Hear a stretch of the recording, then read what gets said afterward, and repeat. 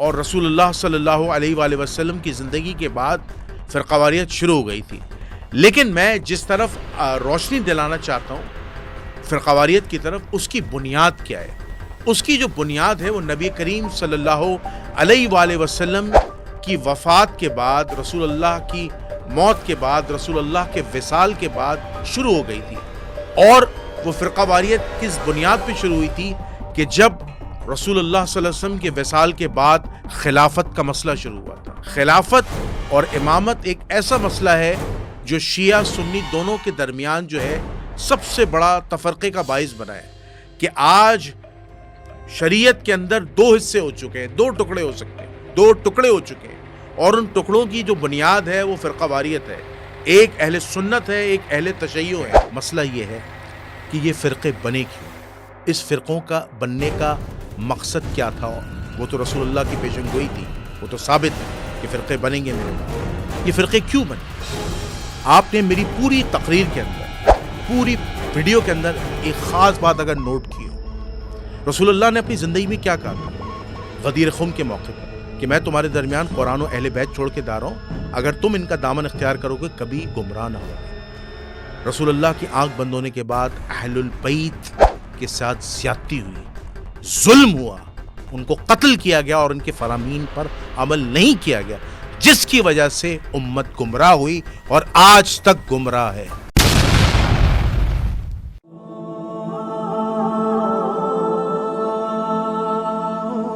نحمده ونصلي ونسلم على رسوله الكريم، اما بعد، فاعوذ باللہ من الشیطان الرجیم، بسم اللہ الرحمن الرحیم. اللہم صلی علی محمد وعلی آل محمد ولا حول ولا قوة الا باللہ العلی العظیم. ناظرین سامعین، آپ کا میزبان جنید الرحمن حاضر خدمت ہے. ناظرین سامعین، میں آپ کے لیے آج ایک اہم موضوع پر گفتگو کرنے والا ہوں، اور وہ آج کا اہم موضوع ہے کہ تاریخ اسلام میں، شریعت مطہرہ کے اندر اگر ہم تاریخ اسلام کو دیکھیں تو فرقوں کی ڈیولپمنٹ کیسے ہوئی، فرقے کیسے ایجاد ہوئے، اور فرقہ واریت کس طرح پھیلی. کیونکہ ہم بنیادی طور پر آج کے معاشرے میں یہ دیکھتے ہیں کہ مختلف مکتبہ فکر ہمارے سامنے موجود ہیں، اور مختلف مسالک کہہ لیں یا فرقے کہہ لیں موجود ہیں، جن میں مشہور و معروف آپ کے ملک کے اندر جو فرقے پائے جاتے ہیں، جو پنپ رہے ہیں، جو اسٹیبلش ہیں، ان میں ایک اہل سنت ہے، اور اہل سنت کے اندر بھی مزید فرقہ واریت ہے، فرقے بنے ہوئے، مسالک بنے ہوئے ہیں، جس میں دیوبندی ہیں، بریلوی ہیں، وہابی ہیں، سلفی ہیں، جس میں آپ اندازہ لگا لیجیے اگر فقہی اعتبار سے دیکھیں تو شافعی ہیں، حنبلی ہیں، مالکی ہیں، حنفی ہیں، وغیرہ وغیرہ. اسی طرح اگر آپ اہل تشیع میں جائیں تو اہل تشیع میں آپ دیکھیں گے کہ اثناء عشری شیعہ ہیں، زیدیہ شیعہ ہیں، اسماعیلی شیعہ ہیں. اور اسی طرح اگر آپ دیگر مکاتب فکر کی طرف جائیں تو آپ کو عباضیہ ملیں گے، آپ کو معتزلیہ ملیں گے، آپ کو جو ہے وہ سواد اعظم کے لوگ ملیں گے، جماعت المسلمین کے لوگ ملیں گے، اور کچھ ایسے لوگ ہیں جن کی کوئی شرعی حیثیت نہیں ہے اور وہ اپنے آپ کو مسلمان ڈکلیئر کرتے ہیں، جیسے قادیانی وغیرہ وغیرہ. اور جیسے دیگر ہم گروپس کی بات کریں تو گور شاہی گروپ. تو یہ اسلام کے اندر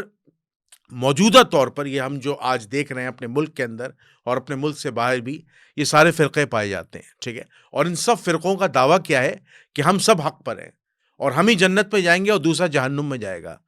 اب سوال یہ پیدا ہوتا ہے کہ 1447 سال گزر گئے،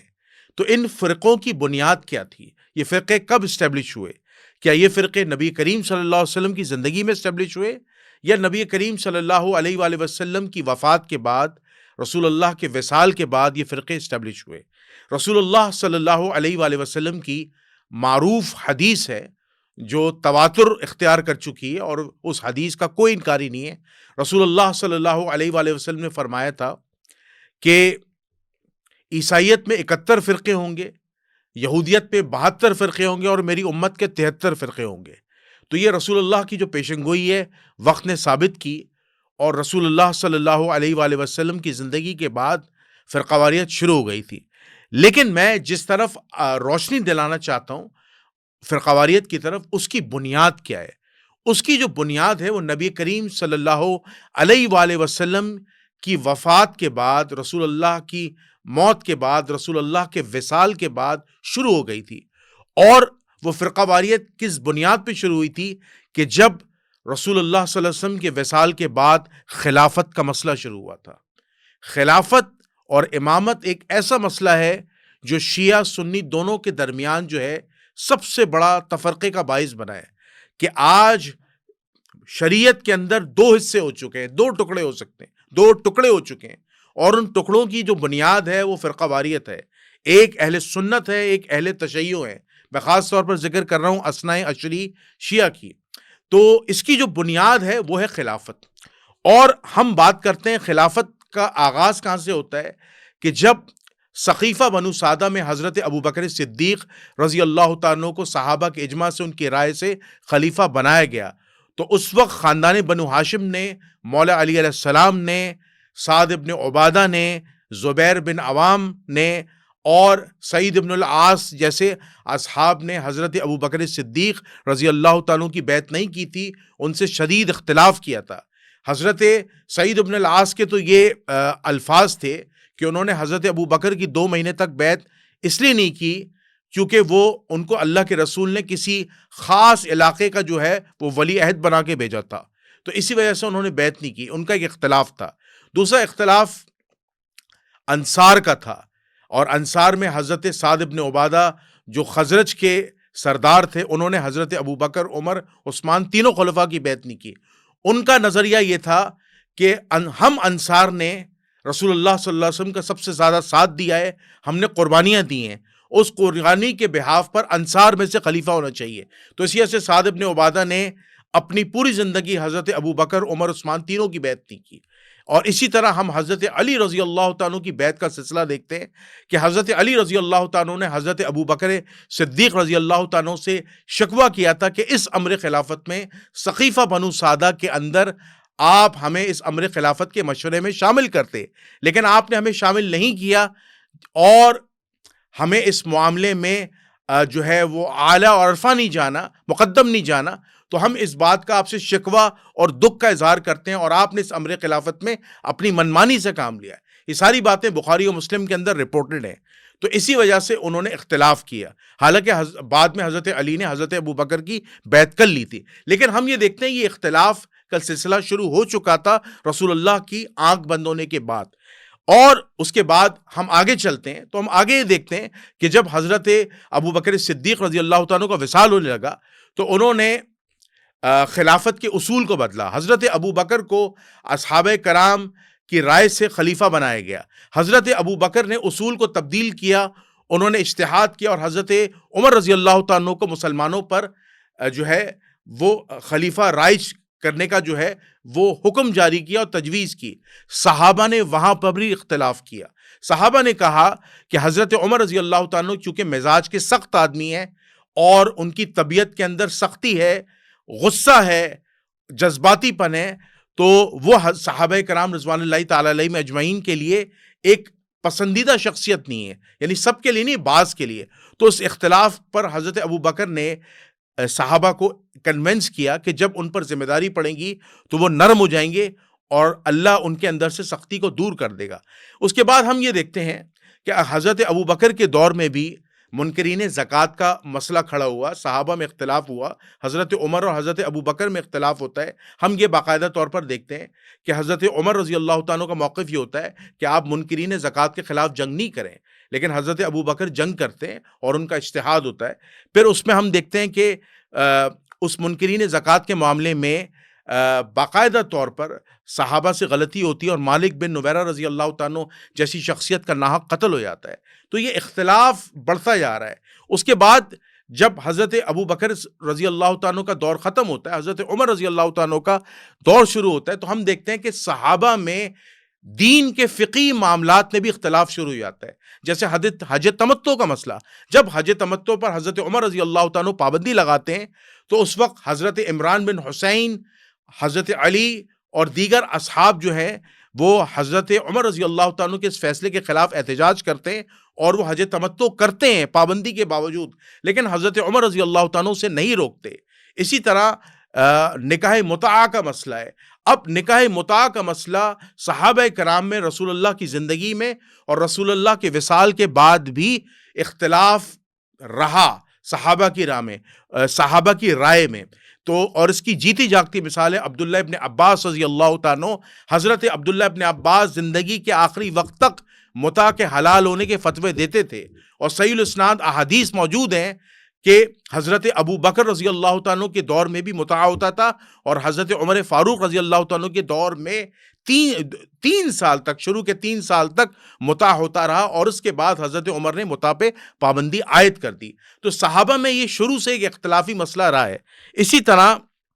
ہم بات کرتے ہیں 3 طلاق کے مسئلے پر، جو آج امت میں 3 طلاق کا مسئلہ کھڑا ہوا ہے، تو صحابہ کا بھی اس معاملے میں 3 طلاق کے مسئلے پر اختلاف تھا، اور شدید قسم کا اختلاف تھا، کیونکہ جو عبداللہ ابن عباس اور مولا علی علیہ السلام کی فقہ پر چلتے ہیں، جو امام جعفر صادق، امام موسیٰ کاظم علیہ السلام کی فقہ پر چلتے ہیں، ان کی نظر میں آج بھی ایک مجلس کی 3 طلاقوں کو ایک شمار کیا جاتا ہے، جس پر شیعہ اور اہل حدیث کا اکتفا ہے۔ لیکن جو دیگر احناف ہیں، حملی ہیں، شافعی ہیں، حنفی ہیں، وہ حضرت عمر رضی اللہ تعالیٰ کے اس اجتہادی فیصلے کو مانتے ہیں کہ ایک مجلس کی 3 طلاقوں کو 3 میں شمار کیا جاتا ہے، اور اس کے بعد بیوی حرام ہو جاتی ہے۔ تو یہ بھی مسئلہ صحابہ میں فقہی طور پر اختلاف کا شکار رہا۔ اس کے بعد ہم باقاعدہ طور پر دیکھتے ہیں کہ جب حضرت عثمان رضی اللہ تعالیٰ کا دور آتا ہے، تو وہاں پر صحابہ کے آپس میں سیاسی اختلاف شروع ہو جاتے ہیں، اور وہ سیاسی اختلاف اس حد تک بڑھ جاتے ہیں کہ نہ صرف فقہی طور پر اختلاف ہوتا ہے بلکہ سیاسی طور پر بھی اختلاف ہوتا ہے، کہ حضرت عثمان رضی اللہ تعالیٰ کے دور میں ہم جب یہ دیکھتے ہیں کہ حضرت عثمان رضی اللہ تعالیٰ بنو امیہ کے ان لوگوں کو گورنری پر نامزد کر رہے ہیں جو اس کے اہل نہیں تھے، جس کی وجہ سے وہ لوگ ناجائز فائدہ اٹھاتے ہیں، اور فدق پہ قبضہ کر لیا جاتا ہے، اور اہل البیت کو محروم کر دیا جاتا ہے، وغیرہ وغیرہ، جس کی وجہ سے یہ معاملات خراب ہوتے جاتے ہیں، اور حضرت عثمان رضی اللہ تعالیٰ کی شہادت کا باعث بنتے ہیں۔ یعنی حضرت عثمان رضی اللہ تعالیٰ سے جو خلیفہ راشد سے جو مسئلہ تھا، وہ مسئلہ ان کے ذاتی اجتہاد کا تھا، کیونکہ ان کا یہ دعویٰ تھا، ان کا یہ فرمان تھا کہ جس طرح نبی کریم صلی اللہ علیہ وآلہ وسلم اپنی زندگی میں خاندان بنو ہاشم کی کفالت کرتے تھے، اور ان کا بڑھ چڑھ کا ساتھ دیتے تھے، تو میں بھی رسول اللہ صلی اللہ علیہ وسلم کی طرح اپنے خاندان کی کفالت کر رہا ہوں، میں نے ان کو گورنر دی ہیں۔ لیکن وہ گورنریاں جو ہے وہ حضرت عثمان رضی اللہ تعالیٰ عنہ کے لیے باعث مسرت ثابت نہیں ہوئی، بلکہ باعث یہ کہہ لیجئے تکلیف ثابت ہوئی، اور حضرت عثمان رضی اللہ تعالیٰ کی شہادت تک یہ معاملہ پہنچ گیا کہ حضرت عثمان رضی اللہ تعالیٰ اس اختلاف کی وجہ سے، اس نفرت انگیزی کی وجہ سے جو صحابہ اور حضرت عثمان کے درمیان پیدا ہو گئی تھی، مسلمانوں کے درمیان پیدا ہو گئی تھی، کہ ان کا قتل ہو گیا، ان کی مظلومانہ شہادت ہو گئی۔ پھر ہم مسلمانوں کے اختلاف کو آگے بڑھتے بڑھتے دیکھتے ہیں کہ جب حضرت علی رضی اللہ تعالیٰ کا دور آتا ہے، تو حضرت علی رضی اللہ تعالیٰ کی خلافت ماننے سے جناب حضرت امیر معاویہ، عمرو بن عاص، مغیرہ بن شعبہ شدید اختلاف کرتے ہیں، اور ڈھال یہ بنائی جاتی ہے قصاص عثمان، ڈھال یہ بنائی جاتی ہے قصاص عثمان۔ تو اب یہ جو میں آپ کو پورا سلسلہ بتا رہا ہوں کہ مسئلہ خلافت سے شروع ہوا، پھر فقہی احکامات میں اختلافات، رائے میں اختلافات، اور یہ اختلافات بڑھتے جا رہے ہیں، کم نہیں ہوتے جا رہے۔ اس کے بعد پھر فتنہ انگیزی جو ہے وہ خلیفہ راشد اور عوام کے درمیان جو اختلاف بڑھ رہے ہیں، جو سیاسی اختلاف بڑھ رہے ہیں، خلیفہ راشد کے جو سیاسی اقدامات، حضرت عثمان ابن عفان کی جو غلطیاں ہیں وہ بڑھتی جا رہی ہیں، اور اسی طرح حضرت علی رضی اللہ تعالیٰ جس مشکل وقت میں بیٹھے، حضرت علی رضی اللہ تعالیٰ سے سب سے بڑا جو اختلاف کیا حضرت معاویہ نے کیا۔ کیا اختلاف کیا؟ وہ اختلاف اگر آپ نہج البلاغہ خطبہ دیکھیں، حضرت معاویہ نے کہا میں آپ کو خلیفہ راشد ہی نہیں مانتا، تو اس پر حضرت علی رضی اللہ تعالیٰ کے خط کے جواب میں کیا کہا تھا؟ تاریخی جملہ ہے کہ میری خلافت بھی ویسی ہوئی ہے جیسے ابو بکر، عمر اور عثمان کی ہوئی ہے، میری بیعت بھی ویسے ہوئی ہے، میری خلافت کا طرز عمل بھی ویسی ہے جیسے ابو بکر اور عثمان کا ہے۔ لیکن اس کے ساتھ ساتھ مولا علی علیہ السلام نے کیا فرمایا؟ مولا علی علیہ السلام نے باقاعدہ طور پر یہ فرمایا کہ اگر سبیل المؤمنین کی جماعت کسی امر پر اکٹھی ہو جائے تو دراصل یہی اللہ کی رضا ہے، اور یہی اللہ کی رضا ہے، اور وہی شخص جس پر مومنین کی جماعت اکٹھی ہو جائے وہی وقت کا امام ہوتا ہے اور وہی وقت کا خلیفہ ہوتا ہے۔ لیکن حضرت معاویہ اور ان کی جماعت کے لوگوں نے قصاص عثمان کی آڑ میں اختلاف کیا، خلیفہ راشد کے خلاف بغاوت کی، خروج کیا، جنگ کیا، اور خلیفہ راشد پر بدعنوانی کا جو ہے وہ الزام عائد کیا کہ یہ معاون ہیں قاتلین عثمان کے۔ اس کا شکار حضرت عائشہ، حضرت زبیر، طلحہ بھی ہوئے، جنگ جمل، جنگ صفین دونوں ہوئی، ہزاروں صحابہ کی شہادت ہوتی ہے، قتال ہوتا ہے دونوں طرف جنگ جمل اور صفین کے اندر، اور مسلمانوں کی شدید لڑائی ہوتی ہے۔ تو مسلمانوں کے نظریات اور ڈفرنسز میں مسائل کھڑے ہوتے ہیں۔ کون کہتا ہے کہ اللہ کے رسول صلی اللہ علیہ وآلہ وسلم نے اپنا جانشین نہیں بنایا تھا؟ یہ ایک بات اپنے ذہن میں بٹھا لیجئے گا کہ رسول اللہ صلی اللہ علیہ وآلہ وسلم نے بغیر ہادی کے، بغیر وسیع کے اس امت کو ایسے نہیں چھوڑ دیا کہ کوئی بھی عرب کا کالا بدو آ جائے اور منصب خلافت پہ بیٹھ جائے اور رسول اللہ کی گدی رشین پر بیٹھ کر یہ دعویٰ کرے کہ میں رسول اللہ صلی اللہ علیہ وسلم کا حقیقی جانشین ہوں اور میں رسول کی گدی پہ بیٹھنے کے لائق ہوں۔ یہ بات قرآن و سنت کے خلاف ہے۔ رسول اللہ نے اپنا جانشین، اپنا وسیع بنایا تھا، اور اس کی صحیح الاسناد جو روایت ہے جس کو باقاعدہ طور پر امام ناصر الدین البانی محدث اعظم سلف نے اس حدیث پر حسن کا حکم لگایا ہے۔ یہ حدیث بالکل صحیح ہے کہ رسول اللہ صلی اللہ علیہ وسلم نے فرمایا کہ اے علی، تمہاری اور میری مثال ایسی ہے جیسی ہارون کی موسیٰ کے ساتھ، اور میرے بعد کوئی نبی نہیں، اور تم میرے بعد تمام مومنین کے خلیفہ ہو۔ تو یہ بات ذہن نشین کر لیجئے کہ حضرت ابو بکر صدیق رضی اللہ تعالیٰ عنہ کو صحابہ نے خلیفہ بنایا ہے، اور حضرت علی رضی اللہ تعالیٰ عنہ کو اللہ کے رسول نے خلیفہ بنایا ہے۔ یہ ایک واضح فرق ہے۔ اگر امت اس بات کو نہیں مانتی، یہ امت کا ایک ذاتی مسئلہ ہے، لیکن اللہ کے رسول نے اپنی زندگی میں حضرت علی کو 3 موقع پر ان کی خلافت کا اعلان کیا تھا: دعوت ذوالعشیرہ کے اندر، غدیر خم کے موقع پر، اور غزوہ تبوک کے موقع پر۔ اس کے بعد ہم یہ دیکھتے ہیں کہ یہ اختلاف بڑھتے بڑھتے بڑھتے سیاسی اختلاف بنتا ہے۔ سب سے پہلے میں نے مسئلہ بتایا خلافت کا، پھر دوسرا میں نے آپ کو فقہی احکام کا بتایا جس میں حج تمتع پہ اختلاف، 3 طلاق کے مسئلے پر اختلاف، ٹھیک ہے، اور پھر میں نے آپ کو مزید اختلافات بتائے، پھر میں نے آپ کو اختلاف بتایا متعہ کے مسئلے پر، پھر میں نے آپ کو سیاسی اختلاف بتایا، ٹھیک ہے، اور یہ اختلاف بڑھتا گیا، یہ اختلاف اتنا بڑھتا گیا کہ اس اختلاف نے مسلمانوں کے اندر فرقہ واریت پھیلا دی۔ اب اس فرقہ واریت کی مثال سنیے گا۔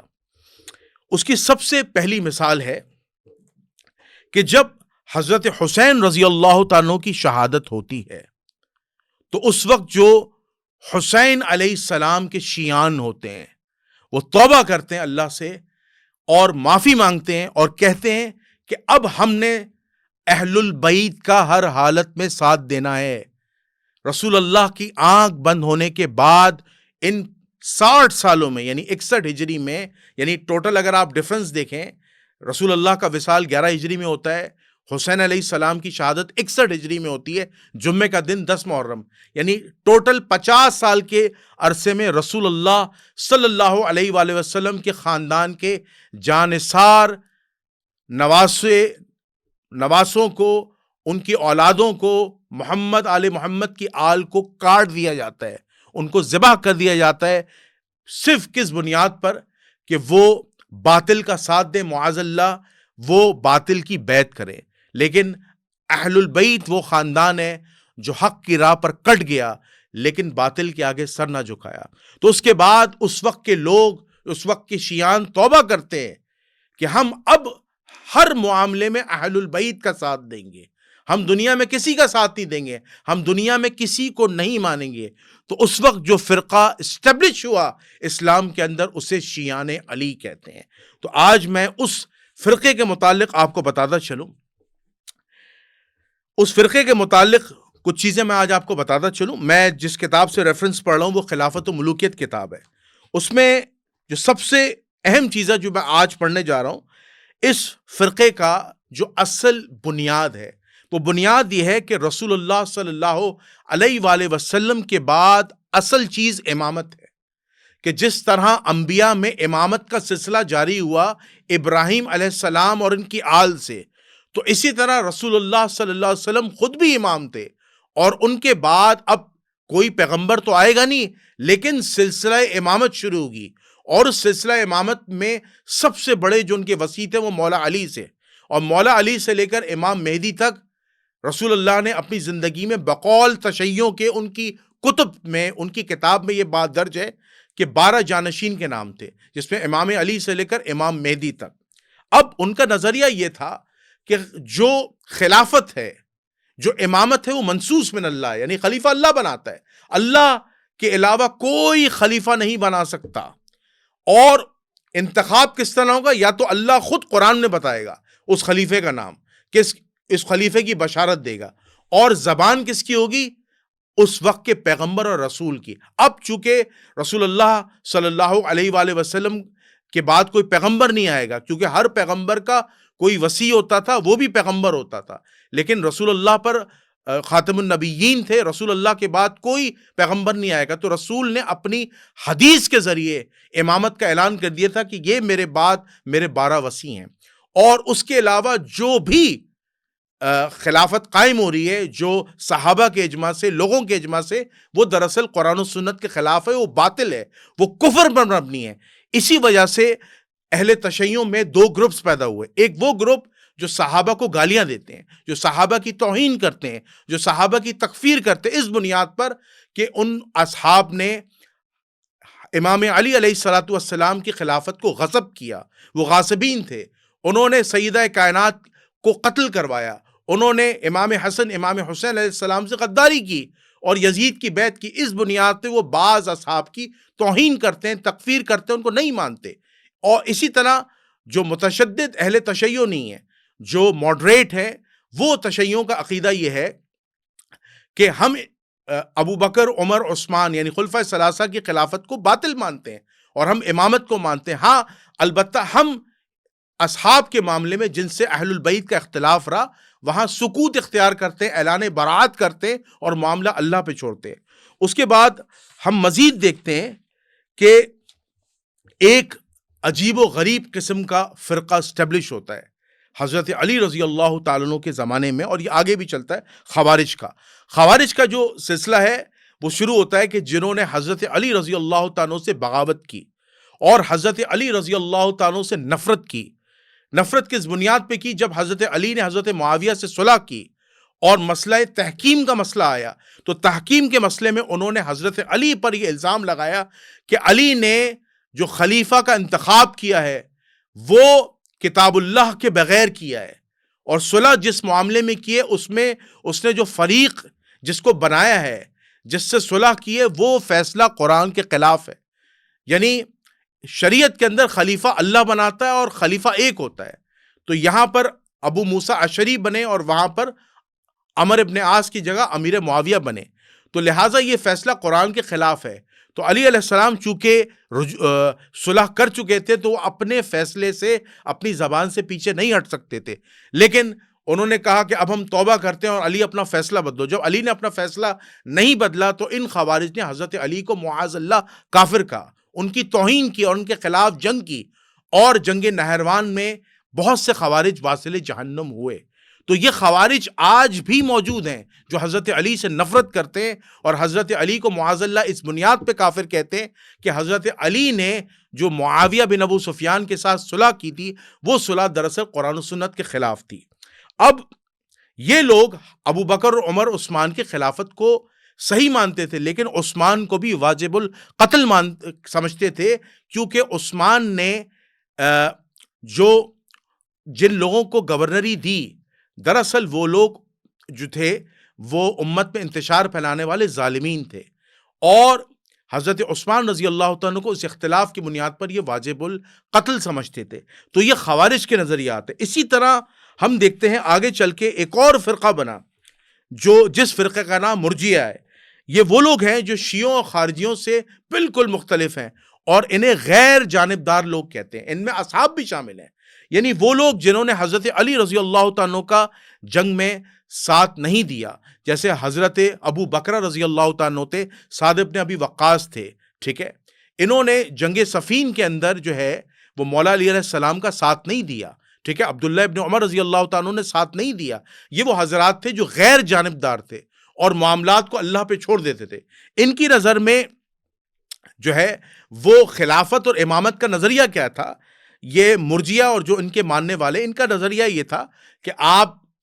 مسلمان جو ہے اسے امام کی بھی ضرورت نہیں ہے، مسلمان کو خلیفہ کی ضرورت نہیں. مسلمان چاہیں ایک اتحاد قائم کر کے جو ہے وہ آگے دین کے کام کو لے سکتے ہیں، حکومت کو قائم کر سکتے ہیں. ہاں البتہ اگر ان میں کوئی مسلمانوں کی رائے سے خلیفہ بن جائے تو اس میں کوئی حرج نہیں، کوئی بھی ہیڈ بن سکتا ہے، کوئی بھی ہیڈ آف دا اسٹیٹ بن سکتا ہے، وغیرہ وغیرہ. اس کے بعد ہم دیکھتے ہیں کہ ایک اور فرقہ اسٹیبلش ہوا جسے معتزلیہ کہتے ہیں. اب معتزلیہ جو ہیں ان کے نظریات کیا ہیں، ذرا یہ سنیے گا. دیکھیں، معتزلیہ وہ لوگ تھے کہ ان کے نزدیک امام تقرر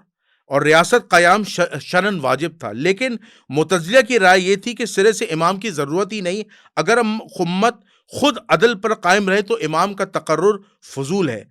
وہ اچھا، اب ان کی رائے کیا تھی معتزلیہ کی؟ ان کی رائے یہ تھی کہ اگر کوئی شخص صالح ہے، نیک ہے، تو آپ اسے امام بنا سکتے ہیں، آپ اسے امام بنا سکتے ہیں. اور حکومت چلانے کے لیے اس کے اندر صلاحیت ہونی چاہیے، باوقار صلاحیت ہو، علمیت ہو، اس کے پاس تقویٰ ہو، تو وہ معاملات کو چلا سکتے ہیں. ان کا جو معاملہ تھا، ان کا معاملہ معتزلیہ کا ڈیفرنٹ تھا اہل تشیعوں سے اور مرجیوں سے اور باقاعدہ طور پر خوارج سے. ان کا نظریہ آپ ذرا سنیے گا. ان کی رائے میں فاجر امام کے تحت نماز جمعہ جائز نہیں تھی. یعنی یہ لوگ جو باغی لوگ تھے، ٹھیک ہے، ان کے پیچھے نماز پڑھنے کو جائز نہیں سمجھتے تھے. ان کے بنیادی اصول میں امر بالمعروف نہی عن المنکر تھا. تو یہ معاملات دیکھیں کس طرح تبدیل ہو رہے ہیں اور کس طرح فرقہ واریت پھیل رہی ہے. اس کے بعد ہم دیکھتے ہیں کہ مسلمانوں کے اندر ایک اور فرقہ اسٹیبلش ہوتا ہے، اور وہ فرقہ بنو عباس کے دور میں سواد اعظم کے نام سے شروع ہوتا ہے. سواد اعظم کا مطلب یہ ہے کہ اس وقت کے جتنے بڑے مشائخ علماء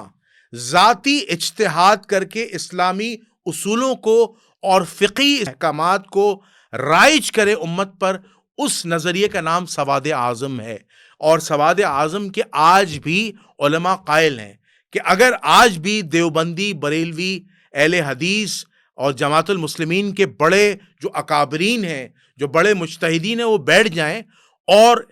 یک طرفہ مشترکہ جو ہے وہ کوئی نظریہ قائم کریں دین کے اصول کے معاملات میں، فقہی احکامات کے معاملات میں، سیاسی معاملات میں، تو جس نکات پر وہ پہنچیں گے، جس ایجنڈے پر وہ پہنچیں گے، اور اس ایجنڈے میں تمام مکاتب فکر کا اکتفا ہوگا، اس رائے کو سواد اعظم کہا جاتا ہے. اب آپ دیکھ رہے ہیں کہ کس طرح مسلمان فرقہ واریت کا شکار ہوئے، کس طرح مسلمان فرقوں میں بڑھ گئے. یہ تمام فرقے، چاہے آپ بات کر لیں سواد اعظم کو، چاہے آپ بات کر لیں مرجیوں کو، خوارج کو، اہل تشیعوں کو، اب آپ آخری بات کر لیں اہل سنت کو. امام ابو حنیفہ رحمۃ اللہ علیہ کے دور میں ایک اور فرقہ اسٹیبلش ہوا جو اہل سنت والجماعت کے نام سے مشہور ہوا، اور اس کے بعد اس کے دیگر فقہی جو ہے وہ ڈویژنز ہوئے، جس میں شافعی ہیں، مالکی ہیں، حنبلی ہیں، کیا نام ہے، اور حنفی تو تھے. تو حنفیوں نے جو اہل سنت والجماعت قائم کی ابو حنیفہ نے، یعنی ابو حنیفہ کے جتنے نظریات تھے جو امام طحاوی رحمۃ اللہ علیہ لے کے آئے آگے چل کر، وہ سارے اصول جو ہے وہ ترتیب دیے گئے. اہل سنت والجماعت کا کیا نظریہ تھا؟ رسول اللہ صلی اللہ علیہ وآلہ وسلم کہ تمام اصحاب جو ہیں وہ عادل ہیں، ان کے متعلق برائی کرنا، ان کے متعلق تنقیدی الفاظ استعمال کرنا، ان کے متعلق غلط نظریات رکھنا حرام ہے. یہ اہل سنت والجماعت کا عقیدہ. اور اہل سنت والجماعت کا کیا عقیدہ تھا؟ کہ اہل سنت والجماعت کا عقیدہ تھا کہ ہم نے دین جو ہے وہ رسول اللہ صلی اللہ علیہ وآلہ وسلم اور ان کے اصحاب اور اہل البیت اور تابعین، تبع تابعین، اولیاء اللہ اور آج کے علماء سے لیا ہے. اور یہی ہمارا معاملہ تواتر سے چلا آ رہا ہے. اس میں ہمارے خاص طور پر علماء میں فقہاء اور محدثین شامل ہیں. یہ اہل سنت والجماعت کا نظریہ. اور اہل سنت والجماعت کا کیا نظریہ تھا کہ ہم اصحابہ کرام رضوان اللہ تعالیٰ علیہم اجمعین سے بھی دین لیتے ہیں, صحابیات سے بھی دین لیتے ہیں, اہل البیت سے بھی دین لیتے ہیں, اور تابعین سے بھی دین لیتے ہیں, اور ان تمام امت کے ایکسپرٹس ابو حنیفہ, شافعی, مالکی سب سے دین لیتے ہیں کہ جنہوں نے اپنی دین کی کنٹریبیوشن کی ہے. اب مسئلہ کیا ہے؟ مسئلہ سنیے گا. مسئلہ یہ ہے کہ فرقہ واریت, میں نے جیسا آپ کو بتایا, رسول اللہ کی آنکھ بند ہونے کے بعد شروع ہو گئی تھی, اور اس کی سب سے بنیادی میں نے آپ کو مثال دی خلافت کی. پھر میں نے آپ کو صحابہ کا اختلاف بتایا, سیاسی اختلاف بھی اور فقہی احکامات میں اختلاف بھی. پھر میں نے آپ کو 4 بڑے فرقوں کے نام لیے, بلکہ 5 بڑے فرقوں کے نام لیے, وہ بھی میں نے آپ کے سامنے پیش کیا. اب مسئلہ کیا ہے؟ مسئلہ یہ ہے کہ یہ فرقے بنے کیوں, اس فرقوں کا بننے کا مقصد کیا تھا. وہ تو رسول اللہ کی پیشن گوئی تھی, وہ تو ثابت ہے کہ فرقے بنیں گے میرے بعد. یہ فرقے کیوں بنے؟ آپ نے میری پوری تقریر کے اندر, پوری ویڈیو کے اندر ایک خاص بات اگر نوٹ کی ہو, رسول اللہ نے اپنی زندگی میں کیا کہا تھا غدیر خم کے موقع پر, کہ میں تمہارے درمیان قرآن و اہل بیت چھوڑ کے جا رہا ہوں, اگر تم ان کا دامن اختیار کرو گے کبھی گمراہ نہ ہوگے. رسول اللہ کی آنکھ بند ہونے کے بعد اہل البیت کے ساتھ زیادتی ہوئی, ظلم ہوا, ان کو قتل کیا گیا اور ان کے فرامین پر عمل نہیں کیا گیا, جس کی وجہ سے امت گمراہ ہوئی اور آج تک گمراہ ہے. میں آخری بات کہہ کے اس ویڈیو کو اینڈ کروں گا. میں اللہ سے شدت سے دعا کرتا ہوں کہ اللہ رسول اللہ کے بیٹے امام مہدی علیہ السلام کا جلد سے جلد ظہور ہو, اور ان کا ظہور ہو جائے, اور اس ظہور کے ذریعے عیسیٰ علیہ السلام کا نزول ہو آسمان سے, اور یہ امت اکٹھی ہو, اور اسلام ایک دفعہ پھر ایک ہو جائے, اور وہ خلافت قائم ہو, وہ خلافت اس دنیا میں قائم ہو جو حضرت علی رضی اللہ تعالیٰ علیہ السلام قائم کرنا چاہتے تھے. وہ ادھورا خواب محمد آل محمد کا انشاءاللہ اس دنیا میں امام مہدی اور عیسیٰ علیہ نبینا علیہ السلام آ کر پورا کریں گے, اور امت سے فرقہ واریت کو ختم کریں گے. تو میں اس ویڈیو کو اس دعا کے ساتھ اینڈ کرتا ہوں کہ اللہ تعالی ہمیں نبی کریم صلی اللہ علیہ وآلہ وسلم, ان کے برحق صحابہ اور اہل البیت کی سنتوں کو زندہ کرنے والا بنائے. کل قیامت کے دن حضور علیہ الصلوۃ والسلام کے ہاتھوں سے حوض کوثر سے پانی نصیب فرمائے, اور بغیر حساب کتاب کی جنت الفردوس میں داخلہ نصیب فرمائے. آپ کا میزبان جنید الرحمن کو اجازت دیجیے. انشاءاللہ اسی طرح کی ایک اور انفارمیٹیو ویڈیو کے ساتھ حاضر ہوں گے. اس وقت تک کے لیے السلام علیکم ورحمۃ اللہ وبرکاتہ.